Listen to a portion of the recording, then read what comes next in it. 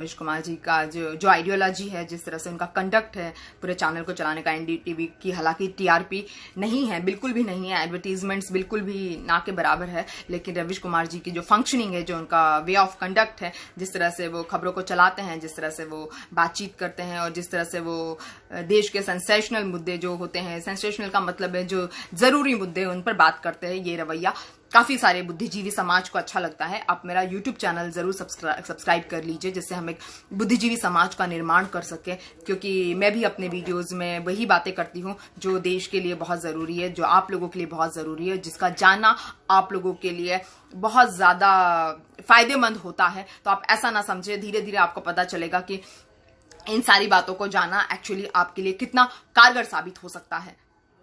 आगे बात करते हैं कि मोदी सरकार ने एक नई योजना लॉन्च कर दी है। इसके पहले जो मोदी सरकार ने योजनाओं पे योजनाएं लॉन्च की थी, जैसे ही मोदी सरकार सत्ता में आई, मोदी सरकार ने लगातार योजनाओं पे योजना लागू की थी।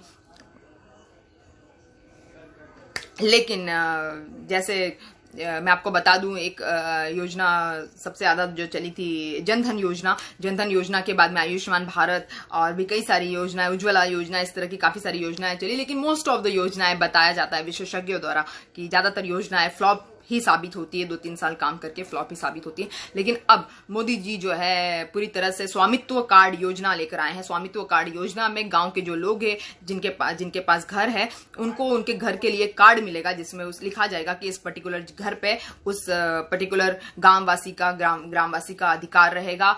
और वो ग्रामवासी जो है 6,62,000 गांव वालों के लिए ये स्वामित्व कार्ड मोदी सरकार स्वामित्व कार्ड योजना के तहत जारी करेगी, जिसमें महाराष्ट्र, उत्तर प्रदेश, बिहार और आंध्र प्रदेश जैसे राज्य आएंगे। और महाराष्ट्र को छोड़ के बाकी सभी राज्यों में सभी ग्रामवासियों को ये कार्ड इमीडिएटली मिल जाएंगे। महाराष्ट्र सरकार ने थोड़ी सी नॉमिनल फीस रखी है इन कार्ड्स के लिए, इसलिए 1 महीने का टाइम स्वामित्व कार्ड लेने के लिए ग्रामवासियों को महाराष्ट्र में लगेगा। लेकिन मोदी सरकार ने फिर से ये योजना लाकर साबित कर दिया है कि मोदी सरकार जो है योजनाएं लाने में एक एक्सपर्ट सरकार है, जो लगातार योजनाएं लेकर आती है। उसका कितना पालन होगा, कितने लोगों को फायदा होगा, ये तो खैर वक्त ही बताएगा। लेकिन पंचायती राज योजना के तहत ये योजना है, जिस तरह से मेक इन इंडिया है, जिस तरह से आयुष्मान भारत है, जिस तरह से जनधन योजना है, उस तरह से ये योजना भी मोदी सरकार द्वारा लाई गई है। और बताया जा रहा है कि गांव की जो संपत्ति है उस पे मालिकाना हक का रिकॉर्ड भी सरकार रख सकती है। इसके थ्रू सरकार का भी फायदा है, क्योंकि सरकार जो है आपका मालिकाना हक जो है उसका रिकॉर्ड रख सकती है, आपकी संपत्ति का रिकॉर्ड सरकार रख सकती है। तो ये एक सरकार का भी इसमें फायदा है कि आपके सारे मालिकाना हक जो है वो सरकार को पता होंगे कि क्या है, क्या क्या जमीन जायदाद आपके पास में है, क्या क्या घर आपके पास में है, तो ये सरकार को पता चलेगा। Survey of village mapping with technology इसको कहा जाता है। पूरा नाम जो इस योजना का अगर अंग्रेजी में कहें तो survey of village and mapping with technology. तो टेक्नोलॉजी से विलेज मैपिंग का सर्वे हम कह सकते हैं। तो ये योजना है। जिस तरह से ये योजना लाई है, उसी तरह से हमारे यहाँ पर कृषि बिल्स भी मोदी सरकार द्वारा लाए गए, जिसका बुरी तरह से विरोध चल रहा है, सारे देश में विरोध चल रहा है और लगातार विरोध चल रहा है। लेकिन अभी जाकर कुछ कांग्रेस शासित राज्यों ने हिम्मत जुटाई है, उन्होंने हिम्मत जुटाई है और सोनिया गांधी के सुझाव के बाद में किसी नए प्रावधान का वो लोग लेकर आएंगे, जिन प्रावधानों के चलते जो मोदी सरकार द्वारा लाए गए ये 3 कृषि बिल है, उन 3 कृषि बिलों को निष्क्रिय किया जाएगा। ऐसा गहलोत सरकार, राजस्थान की जो अशोक गहलोत की सरकार है, वहां से पता चला है कि वो बता रहे हैं कि कृषि कानूनों को बाईपास करने का उन्होंने नया रास्ता इख्तियार करना शुरू कर दिया है कि किस तरह से वो कृषि कानूनों को बाईपास कर सकते हैं। वो कह रहे हैं कि वो जल्द ही विधानसभा सत्र बुलाएंगे। अशोक गहलोत जी का कहना है कि वो जल्द ही विधानसभा सत्र बुलाएंगे और जल्द से जल्द अन्नदाताओं के लिए लाभकारी कार्यक्रम शुरू किए जाएंगे। और मोदी सरकार के जो 3 कृषि बिल है उनको निष्क्रिय करने के लिए गहलोत सरकार या राजस्थान की सरकार, पंजाब की सरकार और जहां पर भी बीजेपी की सरकार नहीं, जिन राज्यों में बीजेपी की सरकार नहीं है, उन राज्यों के मुख्यमंत्री भूपेन बघेल जो हमारे छत्तीसगढ़ के चीफ मिनिस्टर हैं, तो कांग्रेस शासित और दूसरे प्रदेशों में कोई ना कोई तोड़ इसका जरूर लाया जाएगा संवैधानिक तौर पे या नियम कायदों को ध्यान में रखकर।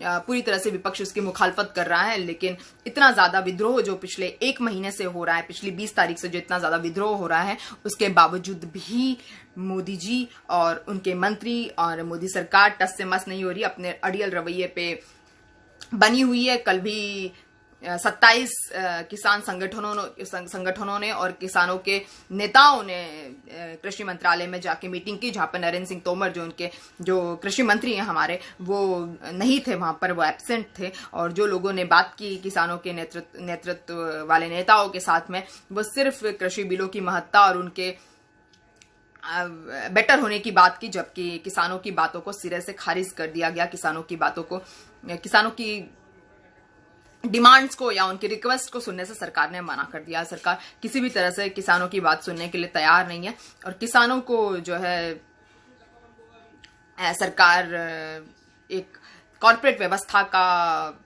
एक गुलाम बनाना चाहती है। और उनके लिए अगर बिल लाए भी गए हैं तो एमएसपी गारंटीड नहीं बताया गया है, जिसको लेके किसानों में खासा आक्रोश है। किसान परेशान है, आतंकित है, आंदोलित है। आप देख ही रहे हैं पूरे देश में किस तरह से लगातार हर दिन बड़े स्तर पे किसान विद्रोह कर रहे हैं। पंजाब हो, चाहे हरियाणा हो, चाहे बेंगलुरु हो, जहां पर बीजेपी की गठबंधन की सरकार है, चाहे जो जगह हो, लगातार किसान विद्रोह कर रहे हैं। और पंजाब में ये विद्रोह बहुत ज्यादा है क्योंकि किसानों की तादाद और किसानों के संगठनों की तादाद जो है पंजाब में ज्यादा है। और पंजाब का शिरोमणि अकाली दल जो है वो किसानों के वोटों की वजह से ही जो है चुनाव जीत पाया है। तो हरियाणा और पंजाब में इस तरह से आंदोलनों की संख्या जो है बहुत ज्यादा है और लगातार आंदोलन बढ़ते नजर आ रहे हैं। खैर आगे बढ़ते हैं। जिस तरह से एक तरफ किसान परेशान है, विपक्ष परेशान है, उसी तरह से त्रिपुरा के मुख्यमंत्री विप्लव देव से त्रिपुरा के विधानसभा के मंत्री परेशान है। मंत्रियों का कहना है कि विप्लव देव अपनी मनमानी करते हैं और मंत्रियों की डिमांड्स और मंत्रियों के सजेशंस को लेकर वो बहुत ज्यादा उदासीन है। विप्लव देव त्रिपुरा के मुख्यमंत्री मैं आपको बता दूं, और उनके खिलाफ विरोध करने के लिए सारे विधानसभा के जो भी विधायक हैं उन्होंने मोर्चा खोल दिया है। और 2500 किलोमीटर की यात्रा तय करके विधायक पिछले दिनों दिल्ली भी आए थे, अमित शाह से मिलकर गए हैं। बताते हैं कि नेताओं की नाराजगी बीजेपी की आला कमान से भी उन्होंने डिस्कस की, लेकिन उनके जो भी तकलीफ है उनको सोल्यूशन नहीं मिला है। और जो त्रिपुरा के विधानसभा के जो विधायक है, जो त्रिपुरा के बीजेपी के मंत्री है, वो चाहते हैं कि विप्लव देव को हटा दिया जाए सीएम के पद से, क्योंकि वो अपनी मनमानी करते हैं। वो किसी की बात नहीं सुनते, किसी पर ध्यान नहीं देते, किसी भी मंत्री की बात पर वो ध्यान नहीं देते हैं। और उनका रवैया जो है बड़ा ही इगोइस्टिक रवैया उनका बताया जा रहा है। रामप्रसाद पाल के पास 25 विधायक है, तो विधायकों का कहना था कि रामप्रसाद पाल जैसे मंत्रियों को भी चीफ मिनिस्टर बनाया जा सकता है, जिनके पास में 25 विधायक अभी हाल फिलहाल में है। तो रामप्रसाद पाल की बात की जाती है। तो देखते हैं अब क्या इस पर बीजेपी रुख लेती है। लेकिन त्रिपुरा के जो मंत्री विप्लव देव कई बार वो खबरों में रहे हैं और काफी बार उनके खिलाफ विद्रोह हुआ है। पश्चिम बंगाल में भी सेम चीज है। जिस तरह से बीजेपी ने दुर्गा पूजा को एक चुनावी मैदान में तब्दील कर दिया है, अब की बार जो दुर्गा पूजा होगी उसको बीजेपी ने पूरी तरह से चुनावी रूप दे दिया है, चुनावी कैंपेन का रूप दे दिया है। चुनावी मैदान में तब्दील करने का मूड बना रही है बीजेपी।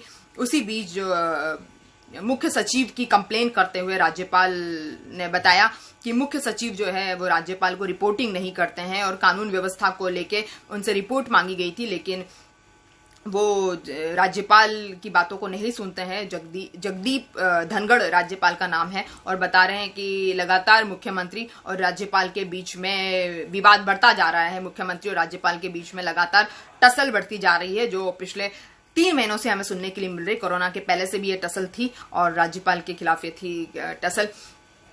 उसके बाद में हम देखते हैं कि एक पर्यावरण एक्टिविस्ट अमेरिका की ग्रेटा जो ग्रेटा है उन्होंने जो बाइडेन को वोट देने की अपील की है। उन्होंने बताया है कि जो बाइडेन जो है एक संयमित राष्ट्रपति रहेंगे। उन्होंने बताया है कि जो बाइडेन को वोट देना बहुत जरूरी, क्योंकि अगर जो बाइडेन को हम वोट देते हैं तो जो बाइडेन पर्यावरण परिवर्तन से लड़ने के लिए उचित विकल्प हो सकते हैं। और अगर हम चाहते हैं कि हमारा पर्यावरण सुरक्षित रहे और हमारा देश जो है अमेरिका जो है सुरक्षित हाथों में रहे, उसके लिए हमें जो बाइडेन को ही लाना पड़ेगा। और इलाहाबाद हाईकोर्ट से गुहार लगाई गई है योगी सरकार द्वारा। हालांकि सुप्रीम कोर्ट में भी कई सारे मामले गए हैं यूपी के, लेकिन सुप्रीम कोर्ट ने इलाहाबाद हाईकोर्ट को ही जिम्मेदार ठहराया और कहा कि सारे फैसलों में सारे मामलात में जो फैसले हैं वो इलाहाबाद हाईकोर्ट ही लेगा। इसको देखते हुए योगी सरकार ने फिर इलाहाबाद हाईकोर्ट से गुहार लगाई है कि जो पॉस्को एक्ट के चलते जितने मामले हैं उनको तेजी से निपटाया जाए। 17 से 25 अक्टूबर तक जो विशेष अभियान चलेगा, मतलब 25 अक्टूबर तक सारे पॉस्को एक्ट के मामले निपटाए जाएंगे, ऐसा योगी सरकार की इलाहाबाद हाईकोर्ट से गुहार है। और इलाहाबाद हाईकोर्ट से रिक्वेस्ट योगी सरकार ने की। देखते हैं इलाहाबाद हाईकोर्ट कितने हद तक उनकी बात सुनता है, क्योंकि लगातार रेप, अपहरण और मर्डर के मामले यूपी में देखने के लिए मिल रहे हैं और लगातार रेप, अपहरण और मर्डर के मामले जो है यूपी में रुकने का नाम नहीं ले रहे हैं। और कैसे राम राज्य आएगा और कैसे राम मंदिर बनने के बाद, मतलब राम मंदिर का शिलान्यास होने के बाद भी लोगों पर क्या प्रभाव जा रहा है, ये मेरी समझ में नहीं आ रहा है। अगर आपको समझ में आ रहा हो तो आप प्लीज कमेंट बॉक्स में लिखिएगा कि क्या प्रभाव राम मंदिर का यूपी की जनता पर हुआ है और क्या प्रभाव राम राज्य का यूपी की जनता पर हुआ है। जिस तरह से योगी जी बोलते हैं कि उनका यूपी जो है राम राज्य है, आप मुझे बताइएगा। लेकिन विशेषज्ञों का मानना तो ये भी है कि प्रियंका गांधी का जो दबदबा है और प्रियंका गांधी का जो प्रभाव है वो यूपी में बढ़ता जा रहा है और यूपी की नेक्स्ट सीएम के तौर पे हम प्रियंका गांधी को देख सकते हैं। जिस तरह से वो लगातार कोशिशों में लगी, लगातार वो जिस तरह से एक्टिव है, इस बार प्रियंका गांधी जो है लगातार अपना प्रभाव छोड़ती जा रही है। यूपी के जो भी जनता है, यूपी के जो भी कार्यकर्ता है और यूपी के जो भी पॉलिटिशियंस हैं, उनके ऊपर अपना पॉजिटिव प्रभाव प्रियंका गांधी ने छोड़ा है। उसके बाद में सीएम जगन रेड्डी जो आंध्र प्रदेश के सीएम हैं, उन्होंने वहां के न्यायाधीश पर एक आरोप लगाया है। उन्होंने कहा है कि वहां के जो न्यायाधीश है, सुप्रीम कोर्ट के जो न्यायाधीश है आंध्र प्रदेश के, उन्होंने जो है उनकी सरकार को गिराने का काम किया है। उन्होंने कहा है कि ऐसा उन्होंने पीडीपी के अध्यक्ष एन चंद्रबाबू नायडू के कहने पे किया। एन चंद्रबाबू नायडू जो है इनके प्रतिद्वंदी है सीएम जगन रेड्डी के, और चंद्रबाबू नायडू के कहने पर सीएम जगन रेड्डी की सरकार को गिराने के लिए पूर्व न्यायाधीश जो है लगे हुए थे और ये कंप्लेन उन्होंने जाके दिल्ली में दर्ज कराई और उन्होंने कहा है कि किसी भी हालत में उनकी सरकार को गिराने की कोशिश नहीं की जानी चाहिए। भारत ने ताइवान के राष्ट्रीय दिवस पर कुछ पोस्टर्स जारी किए थे, जिसमें से एक पोस्टर चीनी दूतावास के बाहर भी लगाया गया। लेकिन मैं आपको बता दूं कि इस पर चीन बहुत ज्यादा बिगड़ गया है। चीन ने कहा है कि ऐसा करके भारत जो है आग में हाथ डाल रहा है, क्योंकि चीन उनको पसंद नहीं करता जो ताइवान को पसंद करता है। मैं आपको बता दूं कि चीन का हमसे बिगड़ने का एक और जो रीजन है वो है कि हमने कई बार ताइवान की मदद की है और ताइवान के लोगों को शरण दी है, जिससे चीन लगातार हमसे चिढ़ता रहा है और इस बार भी चीन चिढ़ ही रहा है। लेकिन मैं आपको बता दूं कि चीन जिस तरह से अपनी बल, अपनी क्षमताएं, अपने लड़ाकू फौजें भारत को दिखा रहा है, कहीं ना कहीं हमें लगता है कि ये युद्ध के लिए ललकार रहा है। हालांकि हमारी सरकार और सेना संयमित है, लेकिन फिर भी ऐसा लगता है कि किसी भी हाल में युद्ध को टालने की स्थिति में चीन नहीं है। चीन नहीं चाहता कि वो अब की बारी युद्ध को वो टाले। लेकिन ये तो वक्त ही बताएगा कि किस तरह की बातचीत एस जयशंकर और चीनी विदेश मंत्री के बीच चल रही है। ये तो समय आने पे हम लोग डिस्कस करेंगे दोबारा से। भारतीय रेलवे का स्वर्णिम चतुर्भुज योजना शुरू हो गई है। स्वर्णिम चतुर्भुज योजना के तहत लंबी दूरी की ट्रेनों में स्लीपर कोच हटाए जाने की बात है। लंबी दूरी की जो ट्रेन है उसमें स्लीपर कोच हटा दिए जाएंगे और ये जो है स्वर्णिम चतुर्भुज योजना जो है जल्द से जल्द शुरू की जाएगी और नवरात्रि के उपलक्ष्य में विशेष खान पान की भी व्यवस्था की जाएगी। मैं आपको बता दूं तेजस ट्रेन भी 8 महीनों के बाद में अब दोबारा से दौड़ने के लिए तैयार है। तो तेजस ट्रेन में जो लोग सफर करते थे या करते रहे हैं उनके लिए ये अच्छी खबर है, खुशी की खबर है। और राहुल गांधी पर कुछ बीजेपी नेताओं ने तंज किया है। उनको कहा है कि जिस ट्रैक्टर पे उन्होंने रैली निकाली थी पंजाब के मोगा से हरियाणा तक वो गए थे, तो जहां हरियाणा की खट्टर सरकार ने उनको एंट्री मना कर दी थी उनकी, तो बीजेपी के कुछ नेताओं ने उन पर तंज कसा था कि जिस ट्रैक्टर में वो बैठे थे वहां पर सोफे लगे हुए थे, जिस पर राहुल गांधी ने कहा है कि मेरे ट्रैक्टर में तो सोफे लगे थे, लेकिन जिस विमान में मोदी जी चलते हैं वो उस विमान की कॉस्ट जो है वो 8400 करोड़ है, मतलब 8400 करोड़ है। और वहां पे पता नहीं कितने सारे शयन कक्ष होंगे, 2 से 3 शयन कक्ष हैं, लिविंग रूम है, मीटिंग रूम है और इस तरह की फैसिलिटीज मोदी जी को दी जा रही है। मेरे ट्रैक्टर में तो सिर्फ सोफे ही लगे हैं, लेकिन पीएम मोदी के विमान में तो 2-2 सोफे लगे हुए हैं। उन्होंने बताया कि महत्वपूर्ण हस्तियों को आने जाने के लिए इतनी सुविधा जब होती है तो मेरी रैली तो बहुत ज्यादा लंबी थी। इस तरह से लगातार कोई भी मौका मोदी सरकार पर वार करने का राहुल गांधी जी नहीं छोड़ते हैं और राहुल गांधी जी लगातार ये बात करते हैं कि अगर मोदी सरकार इस तरह से काम करेगी तो एक दिन भारत के इससे भी बुरे दिन, इससे भी दुखद दिन, इससे भी दयनीय स्थिति से भारत को गुजरना पड़ेगा, जिसको लेके लगातार राहुल गांधी आगाज कर रहे हैं, जिसको लेके लगातार राहुल गांधी बता रहे हैं, लेकिन किसी को भी उनकी बात समझ में नहीं आ रही, चाहे वो बीजेपी के नेता हो, चाहे वो जैसे भी नेता हो, किसी को राहुल गांधी की बातें समझ में नहीं आ रही है। और राहुल गांधी बहुत परेशान है कि किस तरह से वो विपक्ष के नेताओं को भी उतना आक्रामक बनाए, लेकिन मुझे नहीं लगता कि कांग्रेस के अलावा, कांग्रेस के कुछ गिने चुने नेताओं के अलावा कोई भी इस तरह से आक्रामक है। राहुल गांधी और सोनिया गांधी के अलावा कोई भी आक्रामक रवैया अपनाते हुए नहीं नजर आ रहा है। 1-2 नेता और है, पी चिदम्बरम और 1-2 नेता और है।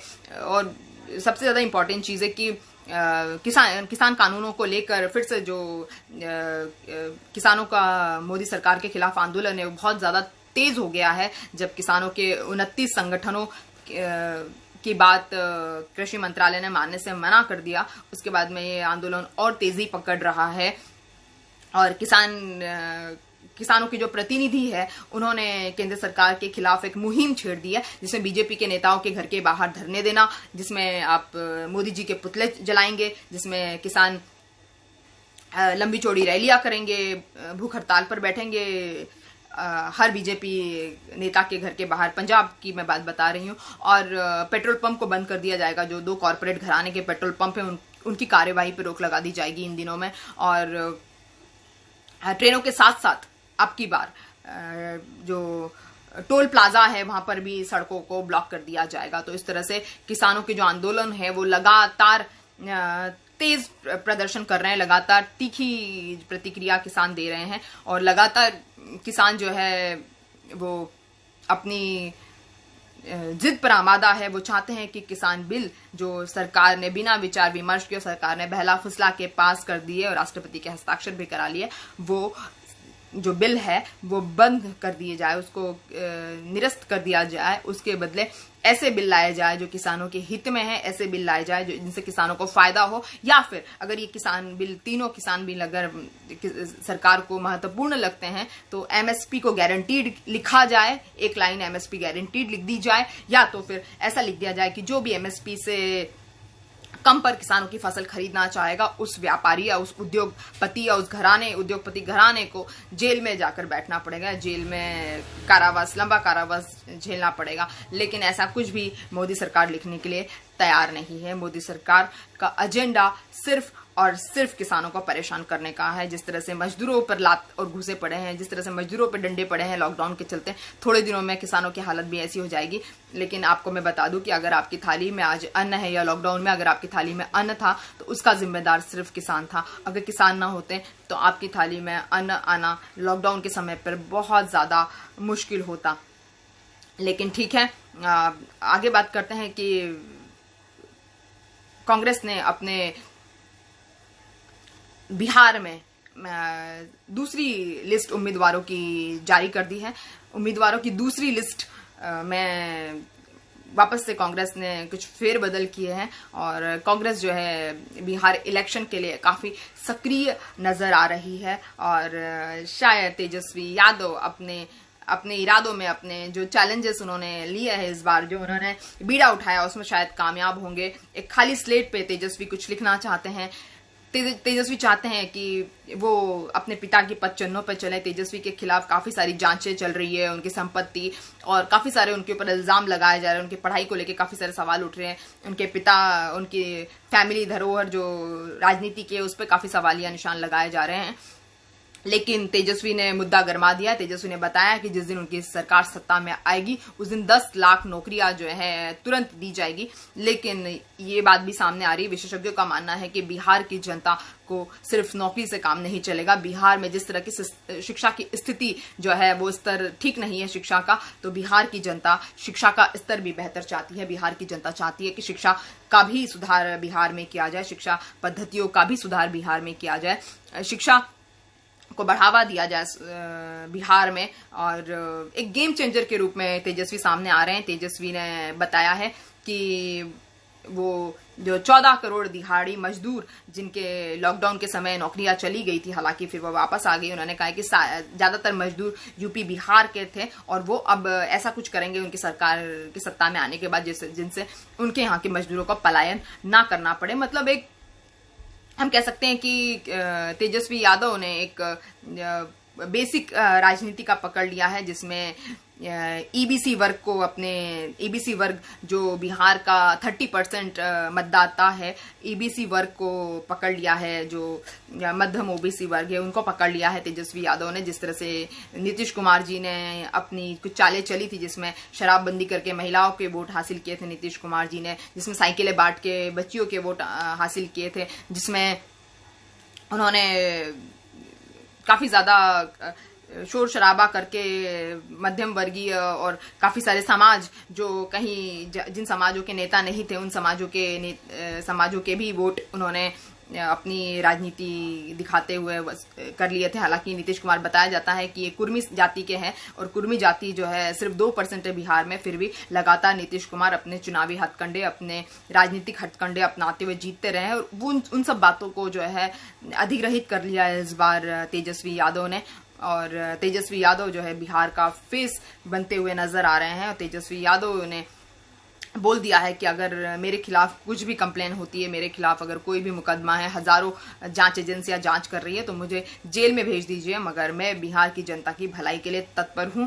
तो लगता है कि तेजस्वी यादव शायद अपनी महागठबंधन की सरकार बनाने के लिए इस बार कामयाब हो जाएंगे।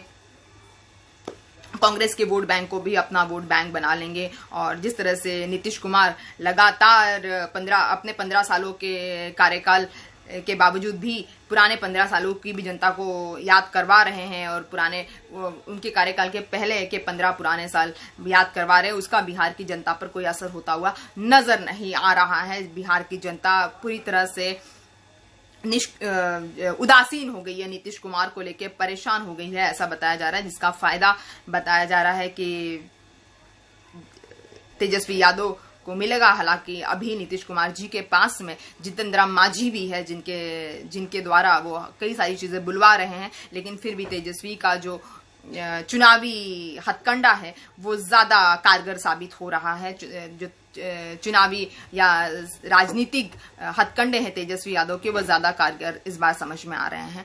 तो देखते हैं, मैं आपको बिहार चुनाव पर काफी सारे वीडियोस दे चुकी हूं जो आप मेरे YouTube चैनल से ले सकते हैं। और आप मेरे वीडियोस को ज्यादा से ज्यादा शेयर कीजिए, सजेस्ट कीजिए, जिससे हम एक बुद्धिजीवी समाज का निर्माण कर सके, जिससे हम बुद्धिजीवी की तरह डिस्कशन कर सके, हमारे देश की समस्याओं को डिस्कस कर सके और